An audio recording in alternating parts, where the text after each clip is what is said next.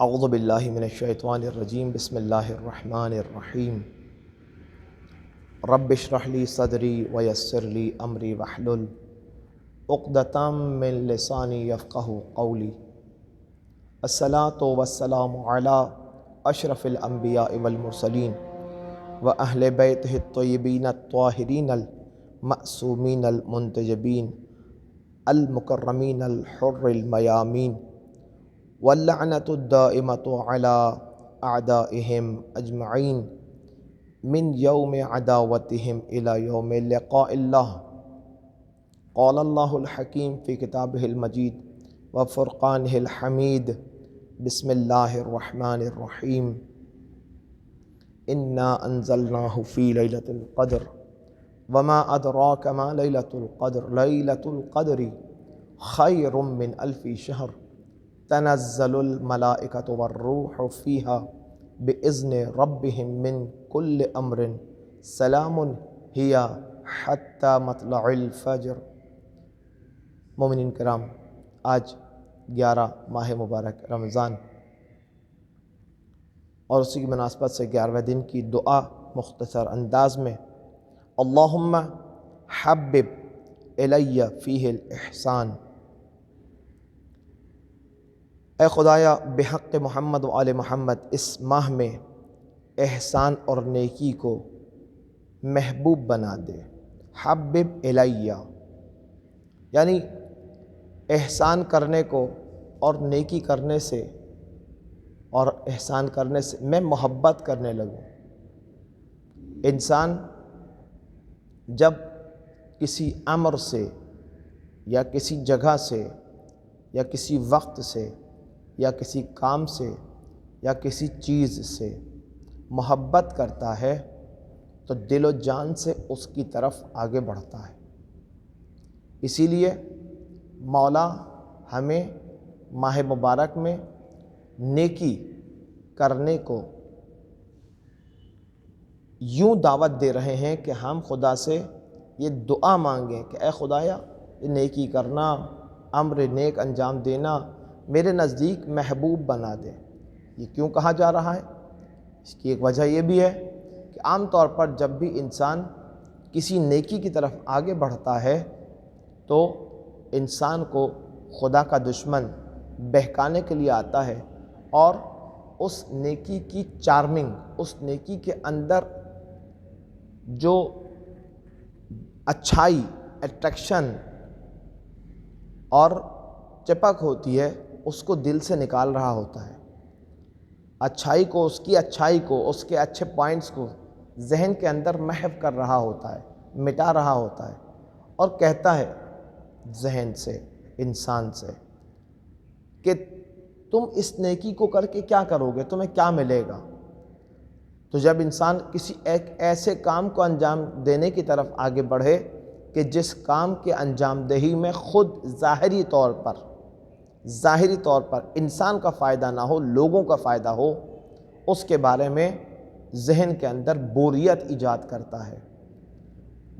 بوجھ ایجاد کرواتا ہے کہ اس کام کو کرنا تمہارے لیے سوائے ایک وقت ضائع کرنے کے اور کچھ نہیں ہے، یوں لے کر آتا ہے اور انسان کے ذہن سے اس کام کے ویٹیج کو کم کر کے انسان سے اس کو دور اور انسان کو اس سے دور کر دیتا ہے۔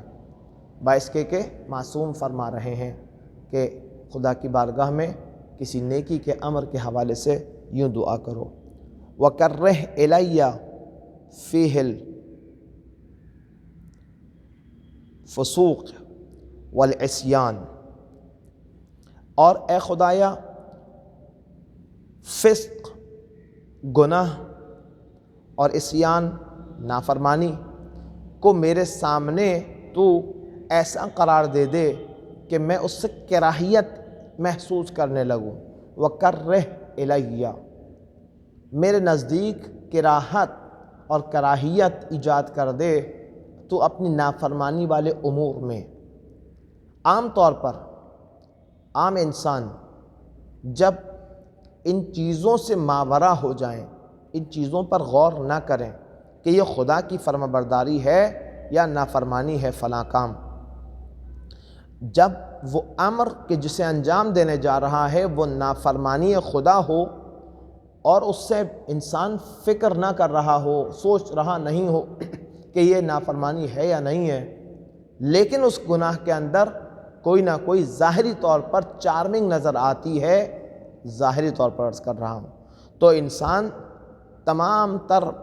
من کے ساتھ، تمام تر جی کے ساتھ، تمام تر اپنی خواہش کے ساتھ اس نافرمانی خدا والے امر کی طرف آگے بڑھتا ہے، اور اس کو اس کی برائی محسوس نہیں ہوتی، اس گناہ کی، اس نافرمانی خدا کی برائی محسوس نہیں ہوتی، اور اس نافرمانی کی برائی محسوس نہ ہونے کے ساتھ ساتھ اس میں چارمنگ اور اس میں لچک اور اس میں اس کی طرف بڑھنے کی امنگ بڑھتی جاتی ہے، یہاں تک کہ انسان اس گناہ کو انجام دے لیتا ہے۔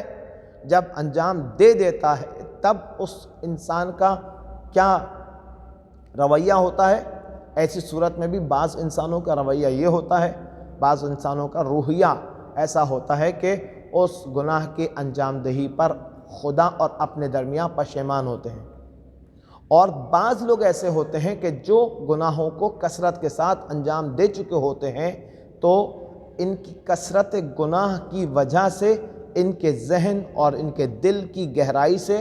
گناہ کی پستی اور گناہ کی کراہیت ختم ہو چکی ہوتی ہے، اور وہ گناہ کی انجام دہی میں، اب میں صرف لفظ گناہ انجام دے رہا ہوں،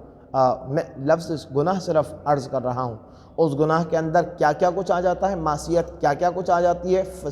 فسق، کھلا گناہ کیا کیا کچھ آ جاتا ہے، بہت ساری ڈیٹیل ہے، عرض کروں گا ابھی خدمت میں آپ کی، کہ ان گناہوں کو جب انسان انجام دیتا ہے تو انسان کا رویہ، انسان کا روحیہ، انسان کا طرز زندگی اتنا زیادہ منفی پہلو پر گامزن ہو چکا ہوتا ہے کہ برائی اس کو برائی نہیں لگ رہی ہوتی، کراہیت والا کام اس کو کراہیت نہیں آ رہی ہوتی انجام دینے سے۔ خدا سے دعا کرتے ہیں 11ویں دن میں ماہ مبارک کے کہ اے خدایا میرے نزدیک ان امور کو کہ جو تیری معصیت ہے اور فسق و فجور ہے، معصیت اللہ ہے یا فسق ہے، اس عمل کے انجام دینے سے میرے نزدیک کراہیت کو ایجاد کر دے، تاکہ میں اس کراہیت کی وجہ سے اس گناہ سے بچ سکوں۔ بعونک یا غیاث المستغیثین، اے خدایا اس دل میں اس طرح کے اعمال کے میرے نزدیک کراہت ایجاد کر کے مجھ پر احسان کر کے، بعونک تو اپنی مدد سے، یا غیاث المستغیثین استغاثہ کرنے والوں کی مستغیث مددگار، تو مجھے ان امور سے دور فرما دے۔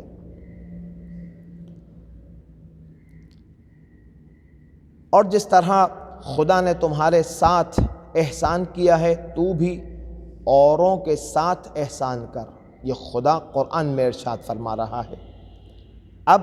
بات وہ پہلے والے جملے کی، دعا کے اندر جو پہلا والا جملہ ہم نے عرض کیا تھا کہ اے خدایا اچھے امور کو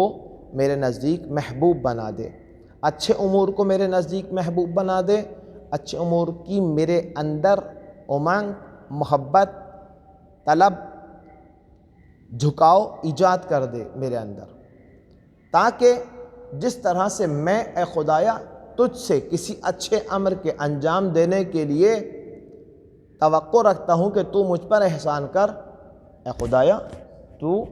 مجھے بھی ایسا موقع عطا فرما کہ میں اپنے توحیدستوں پر رحم و کرم و محبت کے ساتھ پیش آؤں، اور نیکی اس طرح سے نیکی انجام دوں کہ وہ نیکی تیری بارگاہ میں واقعاً وہی چیز تیری بارگاہ میں بھی نیکی ہو۔ اور حضرت علی علیہ السلام ارشاد فرماتے ہیں کہ نیکی کرنا ہی محبت ہے۔ مولا کائنات کا یہ جملہ خود ہمیں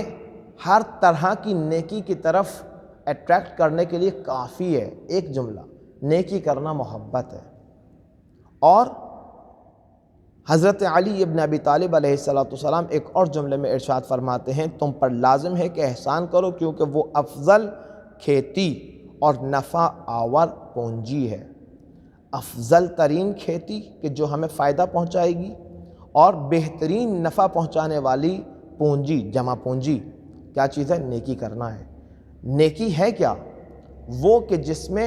ہم اپنے لیے بینیفٹ دیکھے بغیر دوسروں کو فائدہ پہنچانے کے لیے کوئی اقدام انجام دیں۔ اے خدایا بحق اہل بیت اطہار علیہ السلام اس دن میں ہمیں ہر نیکی کی طرف جھکاؤ کرنے، بڑھنے، اٹریکشن رکھنے، اور ہر برائی اور معصیت اور فسق و فجور سے بچنے کی توفیق عنایت فرما۔ وآخر الدعوانا ان الحمد للہ رب العالمین۔